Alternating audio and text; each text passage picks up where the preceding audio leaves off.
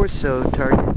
94 S44 Magnum BSA scope on it. Lee 240 grain semi-wad cutter, cast bullet, 250 yards.